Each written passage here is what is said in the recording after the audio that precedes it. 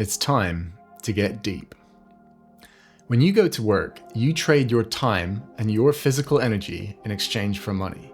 So the money that you receive is literally a representation of your time and your physical energy. In the old days, when someone worked on a farm and spent the energy that they got from food on planting more crops and watering and weeding and plowing the soil, they were rewarded with the harvest from that crop. Many people for thousands of years used grain as a store of wealth. They stored the energy that they spent growing the crops in the fruits of their labors.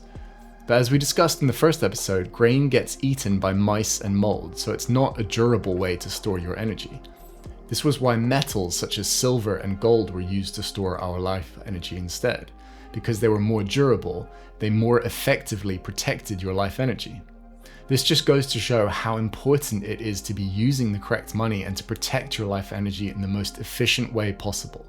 Because people spent their time and energy mining silver and gold, and because they were best aligned with the 8 properties of money, they became the best form of money. Anyone using salt or grain to store their wealth was losing their life energy when others were using silver. Anyone using silver to store their wealth was losing energy when others moved to gold due to its higher scarcity.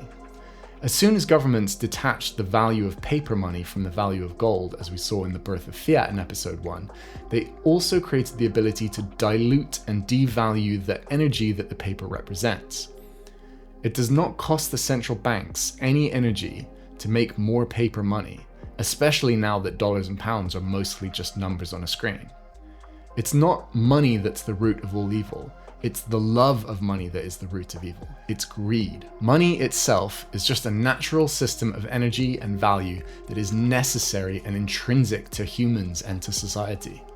So because they can create life energy for free, for zero cost of energy to themselves, they devalue your dollars and your pounds that you spent your life energy and your time to earn.